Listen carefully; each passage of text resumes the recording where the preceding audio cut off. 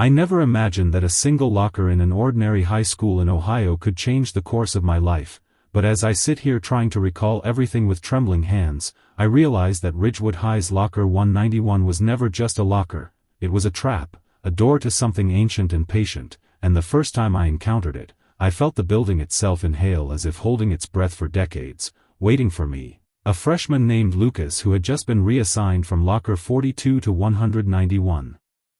After an alleged maintenance issue, and though the number didn't seem unusual, the janitor, Mr. Branson, had looked at me with a strange intensity, his eyes narrowing as he muttered, "Don't open it alone, kid.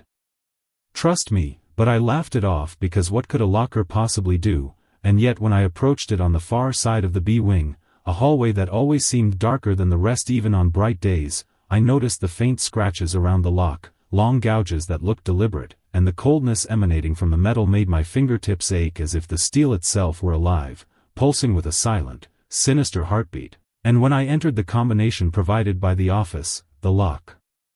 clicked open on its own with a sound that was almost delighted, and when I pulled the door, it creaked slowly as if it had been waiting to welcome me for years, and inside the locker, the air smelled like iron and wet soil, a scent that should have been impossible in a metal box, and in the back, I noticed a dark smudge shaped like a hand, elongated and twisted, with fingers bent at unnatural angles. And though I tried to rationalize it as rust or old paint, my gut told me this was something else entirely, and when I leaned closer, I felt a breath against my cheek that was not mine, warm and wet, making the hair on my neck stand on end, and I stumbled back, convinced I was imagining things, but then I heard it, a knock, soft at first, then deliberate, as if the locker itself were communicating, mirroring the rhythm of my own heartbeat, and frozen in place, I listened as the metallic thud continued, faster and faster, until it was almost mocking me, and when I finally gathered courage to ask aloud, "Who's there?" the knocking stopped, and the hallway remained silent except for my shallow breathing, and I closed the door, thinking that was enough, but that night, in my bedroom at home, I noticed the Polaroid that had been lying on my desk, a photo of that very locker. Taken years ago, though I had never seen it before, standing upright on my bookshelf, with the same boy inside, eyes wide with terror, and a date written at the corner, October 12, 1991, almost 30 years ago, and I knew then that this was no ordinary locker, that it held something trapped inside, something aware, something that had been waiting for someone like me to come along, and the following days, I began to notice oddities I couldn't explain, like the temperature dropping sharply near the locker even when the rest of the school was warm, shadows moving in the corners of my vision, and whispers, faint at first, almost lost in the hum of fluorescent lights, but persistent, calling my name softly when no one else was around, and on Wednesday, after gym class, I returned to B-Wing with a mix of fear and morbid curiosity, and as I reached Locker 191, I noticed my textbooks had shifted slightly inside the door, although I had left them neatly stacked the day before, and the locker door, which I was certain I had closed, was slightly ajar, and a cold mist seeped out, curling into the air like smoke, carrying a faint metallic scent, and the feeling of being watched surged in my chest, a pressure that made it hard to breathe, and when I leaned closer, the locker seemed to pulse, the darkness inside moving, almost breathing, as if something was alive in there, waiting, patient, and I reached for the door with trembling hands, and the second I touched the cold metal, the locker slammed open violently, throwing my books onto the floor, and inside, the back wall of the locker seemed to ripple like water, as if whatever had been trapped inside was pressing outward against the steel, trying to escape, and the air was heavy with the smell of decay, like something had died inside but wasn't yet finished, and I stepped back, heart hammering, and the hallway grew quieter, unnaturally quiet, and I realized I was completely alone, the usual chatter of students, the clatter of lockers, the hum of fluorescent lights all gone, replaced by the oppressive stillness, and then I heard it, a soft whisper, faint but clear, saying my name, Lucas, Lucas, and I spun around, but no one was there, only the lockers stretching endlessly down the hallway, shadows pooling in the corners, moving independently of the light, almost like watching someone breathe in a dark room, a slow expansion and contraction, and I stumbled back, falling against the wall, but the whispering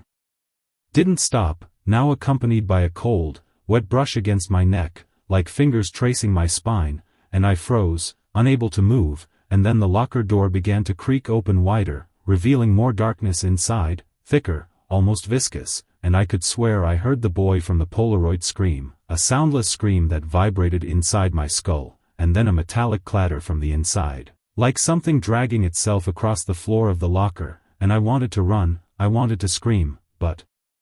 my legs refused to obey, my eyes glued to the impossible movement inside, and then the whispering became voices, multiple, urgent, demanding, speaking in tones I didn't understand but felt in my chest like pressure, like the voices were pressing on my lungs, and I knew with a certainty that made my stomach twist, that the locker had claimed me, had chosen me, and would not let me leave without answering its call. And for the next hour, I stood frozen, paralyzed by a combination of fear and fascination, watching shadows shift, seeing faint shapes form and dissolve inside the locker, hearing the whispering voices escalate into urgent cries, and when the janitor finally found me, he screamed my name and the voices stopped, leaving only an echo of dread lingering in the air, and he dragged me away, muttering over and over, "You shouldn't have touched it. You shouldn't have touched it," and that night at home, I couldn't sleep. Every sound in my room twisted into whispers, every shadow seemed to lean toward me, and the Polaroid reappeared on my desk, this time the boy's eyes fixed on me, not just fearful but angry, and I knew this was only the beginning, that locker 191 had noticed me, marked me, and that whatever was inside wasn't done, wasn't satisfied, and that when I returned to school tomorrow, the corridor would feel colder, the shadows darker, and the whispers louder, and no one else would see it, no one else would hear it, only me, and it would wait, always, for me to come closer again, because the locker never forgot, never forgave, and it was patient, and I was already its prisoner. The next morning, the moment I stepped onto the campus of Ridgewood High, the air felt different, heavier, almost suffocating, and the usual chatter of students in the hallways seemed muted, distant, like I had walked into a distorted version of reality where everyone else existed behind a thick, soundproof glass, and as I approached B-Wing, the flickering fluorescent light seemed to stretch longer than before, throwing strange shadows on the floor, shadows that didn't match anything in the hallway, stretching, bending, sometimes thickening like liquid blackness pooling at the base of lockers, and my heartbeat thundered in my chest, every step I took echoing unnaturally loud, reverberating down the corridor, and when I got closer to locker 191, I noticed a faint scratching sound emanating from inside, soft at first, almost hesitant, then sharper, more deliberate, and I froze in place, paralyzed with dread and curiosity, and it wasn't just the sound, the locker itself seemed to exude a coldness that radiated outward, making the air around me so frigid that frost seemed to form on the edges of the metal frame, although the temperature in the school was perfectly normal elsewhere, and I saw movement again, subtle but unmistakable, shadows shifting inside the locker, shapes that weren't my own, as if something alive was crouched just behind the darkness, waiting for me, and I wanted to run, to flee down the hallway and never return, but my legs betrayed me, locking in place like iron, and then the whispers started again, soft at first, syllables that made no sense but carried a weight that pressed on my brain, and suddenly the locker door slammed open violently, throwing a gust of frigid air and a dark fog into the hallway that curled around my feet, wrapping me in a chilling embrace, and I swear I could hear breathing, heavy and wet, coming from inside, low, guttural, not human, and then the sound of metal scraping across metal echoed as if something inside was dragging itself along the floor, and the voices rose, multiple now, layered, overlapping, speaking in hurried whispers that I couldn't understand but instinctively knew were warnings, threats, desperate pleas, and for the first time, I saw it, inside the locker, just beyond the darkness, a pale, distorted face with hollow eyes staring directly at me, mouth open in a silent scream, features elongated and stretched in ways that were wrong, impossible, and even through the metal door, the thing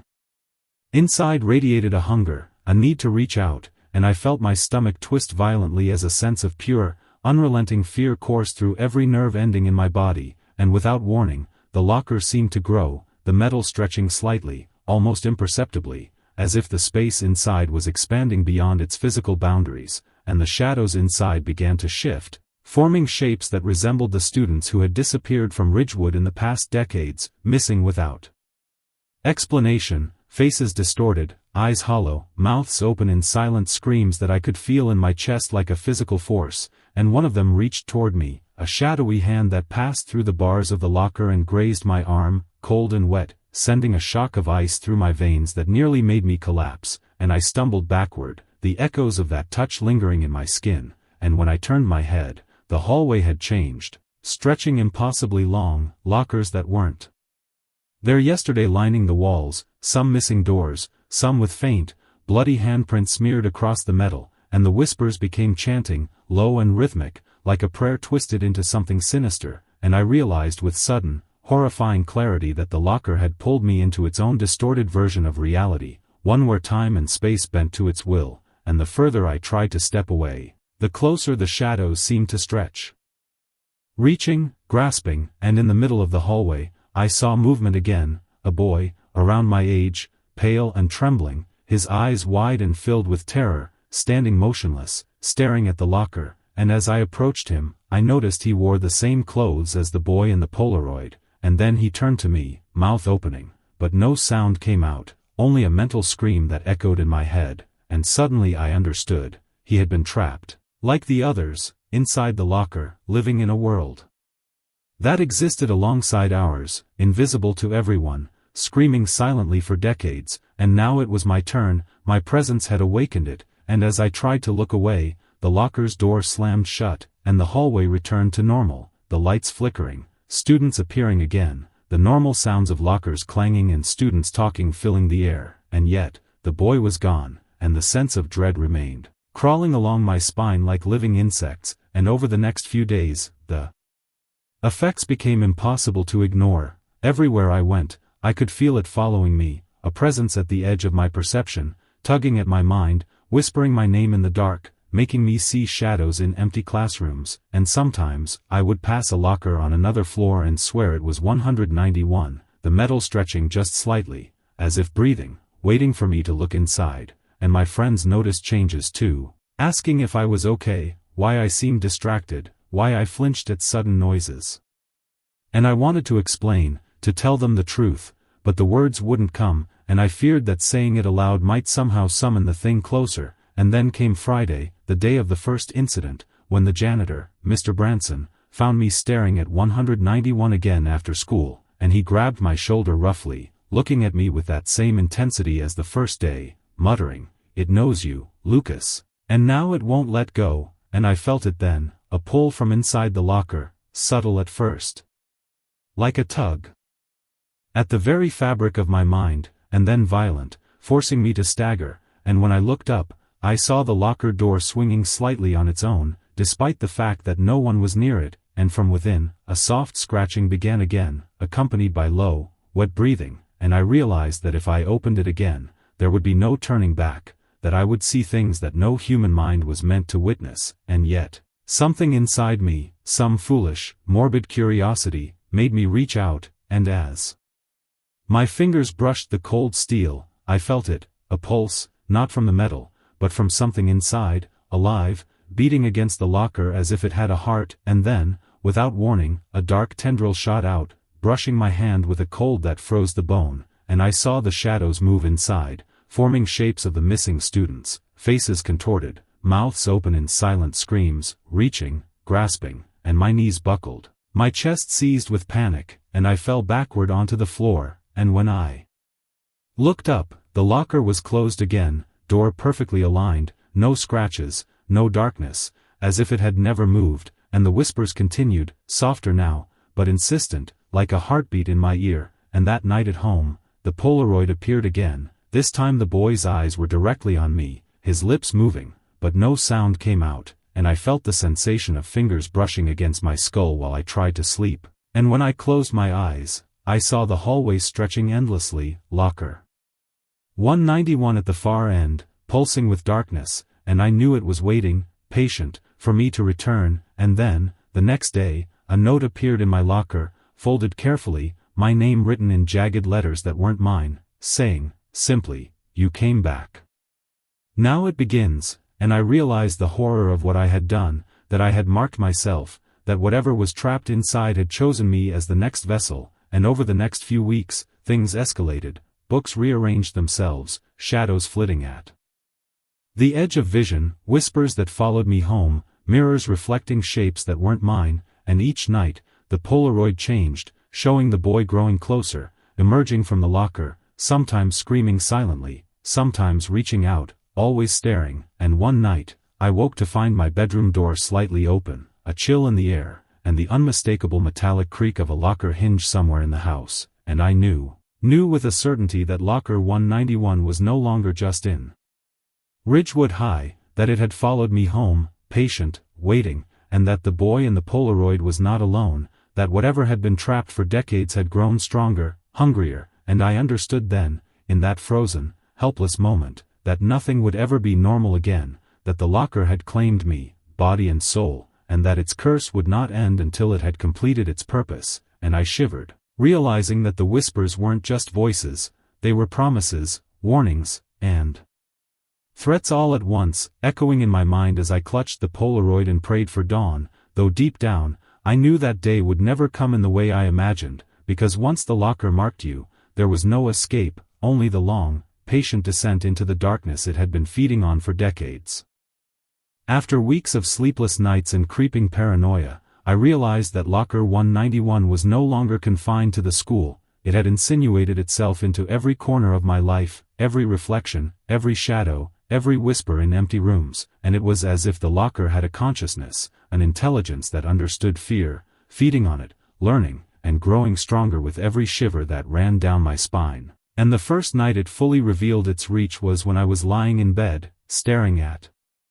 the ceiling, trying to convince myself it was all in my head, when suddenly, I felt a cold hand grip my ankle beneath the sheets, strong enough to make me yelp and jerk upright, and when I looked, nothing was there, only the faint outline of shadows pooling in the corners of my room, and the Polaroid on my dresser quivered as if it had a pulse, the boy's eyes now wide and unblinking, staring directly at me, and then, in a voice that was not mine but spoke inside my head, the locker whispered, "Come back, Lucas. It's not finished," and I tried to scream, but my voice wouldn't come, and my chest felt heavy as though something tangible were pressing against it, a weight that grew steadily worse until I could barely breathe, and over the next few days, the effects escalated. Lockers across the school seemed to stretch and bend when I passed, some appearing darker, pulsing with cold, and every time I turned a corner, I swore I saw glimpses of that boy, or multiple figures, shadowed and distorted, peering at me from the gaps between lockers, standing silently, waiting, and sometimes, in the cafeteria, I could see hands pressed against the lockers, reaching out, disappearing when anyone else looked, and I realized no one else could see it, they were completely oblivious, while I was trapped in a nightmare layered over reality, and one evening, after another long day of unbearable tension, I returned home to find my front door ajar, although I was certain I had locked it, and inside, the air smelled of iron and wet earth, the same as the locker, and a soft scratching, unmistakably metal against metal, echoed from the living room, and when I approached, my eyes widened in disbelief and horror. The wall had split open slightly, warped in a way that made it seem like the locker had expanded beyond its physical confines, and inside the warped wall, shadows moved, forming humanoid shapes that reached for me, whispering my name urgently, excitedly, threateningly, and I staggered back, my mind screaming in denial, yet unable to look away, and then the boy from the Polaroid appeared fully, stepping out of the shadowed crack in the wall, his eyes hollow, his mouth stretched into a silent scream, and I understood that the locker's curse was no longer tethered to the school, that it could manifest anywhere, and its hunger was insatiable, and as I ran, I tripped over the stairs, hitting my head, and the last thing I saw before darkness consumed me was the locker, impossibly massive now, its door creaking open wider than physically possible, shadows spilling out like liquid night, and the whispering rising into a chorus of voices screaming in unison, echoing through my skull, and when I woke, I was in my bed, drenched in sweat, Polaroid on my nightstand, the boy closer now, hands pressed to the glass, as if attempting to communicate something desperate, warning me, yet I could not move, paralyzed by fear and disbelief, and the next day, at school, the horror intensified, because locker 191 had changed, markings appearing along its surface, scratches forming letters, spelling words in a language that didn't exist, yet somehow, I understood them, warning me, cursing me, and the shadows inside began to shape into more defined figures, figures resembling past victims, students who had vanished over decades, their eyes wide in terror, mouths open, reaching out toward me. And one day, during math class, I felt my desk vibrate slightly. A low hum that escalated into a high-pitched whine, and when I looked down, the floor beneath my feet had begun to ripple like liquid, the polished tile turning black and wet, and from it, faint reflections of the locker appeared, as if it were rising from another dimension, trying to pull me in, and I could hear whispers inside my mind urging me to open the locker, to step inside, promising knowledge, power, release, but I knew the truth. I would never come back, would be trapped forever in its darkness, my body nothing but a vessel for the shadows it commanded, and every day after that, I noticed subtle changes in myself, my reflection in mirrors slightly off, eyes darker, movements twitchy, as if something was watching, learning, studying me, and I realized the locker didn't just want my attention, it wanted me, body, mind, and soul, and the more I resisted, the more desperate it became, manifesting in my bedroom at night, in the school hallway, even on the bus ride home. Shadows clinging to the edges of my vision, cold spots forming near my chest, whispers riding the wind past my ears, promising doom, demanding submission, and the janitor, Mr. Branson, finally cornered me one afternoon, muttering urgently that he had witnessed students vanish into the locker before, never to return, and that I was next if I didn't obey the rules, if I didn't offer myself on its terms. And that night, I made the fatal mistake of attempting to photograph the locker, thinking evidence might help, but the camera never worked, films overexposed, lenses fogged, and the Polaroid developed only blank darkness, except faint scratches that formed the same distorted handprints I had seen on the original Polaroid, and in the following days, nightmares merged with reality, waking up in the locker's hallway, doors stretching infinitely, walls pulsating, shadows of students who had vanished before me standing silently, waiting, and I felt my mind fracturing, memories twisting, dreams bleeding into reality, and even when I closed my eyes at school, I saw locker 191 behind every corner, every shadow forming the same twisted, elongated shapes, reaching, pressing, whispering, and one afternoon, during detention, I heard the metal groan, and when I looked, a locker 2 rows away shivered and darkened, as if it were alive, its door warping slightly, and I realized it was no longer just one locker, that the curse was contagious, spreading to other lockers, seeking new vessels, and my body reacted instinctively, heart pounding, sweat pouring, hands trembling, as I backed away, but the shadows lunged, reaching for my feet, my arms, my mind, pressing into me, invading, and I screamed, but no sound came, only the internal scream that the locker commanded, echoing in my skull, and when the teacher finally intervened, nothing was there, hallway empty, lockers closed, students oblivious, normalcy returned. But I knew it was a lie, a temporary illusion, because locker 191 had marked me, had claimed me, and I was its prisoner in every sense, my soul tethered to the steel door and the darkness within, and the whispers grew louder each night, promising my ultimate descent, and I began to understand the rules too late: never touch it alone, never look back, never try to remove it from the school, and most importantly, never resist, because resistance only fed the shadows, gave them strength, made them patient, cruel, and inventive, and by the time part 3 of this ordeal unfolded fully, I had seen the shadows begin to crawl along walls, seep through keyholes, twist reflections, follow me home, touch me when I slept, and I understood in the deepest part of my being that locker 191 had claimed me forever, and that my life, my sanity, and my very essence were no longer mine, only extensions of the metal, the darkness, and the shadows that had waited for decades to be released through someone like me. And the final horrifying realization was that there was no escape, only the long, patient torment that the locker would engineer, a torment that would stretch my mind, body, and soul beyond human comprehension, until I was no longer Lucas, but merely another shadow pressed against the steel inside locker 191, waiting for the next person to come, the next foolish soul to reach out and open the door, and continue the cycle of horror that it had begun decades ago. By the time the final week of school arrived, I knew that nothing would ever be normal again, that every step I took, every breath I drew, was already measured by locker 191, and the shadows had grown bolder, more invasive, creeping into my home, flickering in mirrors, curling beneath the doors, whispering promises and threats in voices that were both mine and not mine. And one morning, I arrived at school to find the hallway in total silence, lights flickering violently, and the metallic groan of locker 191 vibrating through the floor, as though the entire building were resonating with its presence, and students who passed by me seemed slower, almost hypnotized, their eyes glazed over, heads tilted as if they were listening to something only they could hear, and I realized with crushing horror that the locker's reach had expanded beyond me, that it had begun to infect others, twisting their perception, bending reality around its will, and when I approached, the locker pulsed with dark energy, black mist crawling along the seams of the metal, oozing like ink across the hallway, and the whispers grew insistent, almost commanding, repeating my name, demanding my submission, promising unspeakable knowledge and power. But I knew better. I knew that surrender meant annihilation of self, my body and soul consumed to feed the endless hunger of the darkness within, and I tried to retreat. But the hallway stretched impossibly long, lockers morphing, doors shifting, the floor bending beneath me, until it felt like I was walking through liquid shadow, every step echoing with screams of students long vanished, and the boy from the Polaroid appeared before me, not a shadow this time, solid, twisted, half-human, half-nightmare, his hollow eyes wide, staring into mine, and he whispered without moving his lips, a mental command that reverberated in my skull: "Open it. Open it, or be consumed," and the sound was everywhere, inside my mind, in the air, vibrating through the steel of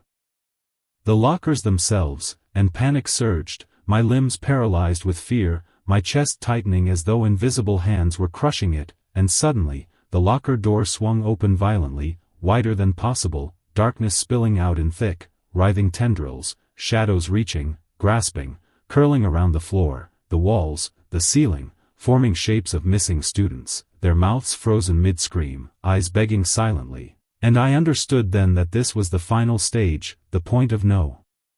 return, and I felt an irresistible pull, my hands moving before my brain could react, reaching for the steel handle, every instinct screaming not to, every rational thought overridden by the locker's influence, and as my fingers brushed the metal, the world around me dissolved, the hallway stretching endlessly into blackness, lockers appearing and disappearing, whispers chanting in unison, voices layered, overlapping, dozens, hundreds, thousands of them, screaming, warning, enticing, all at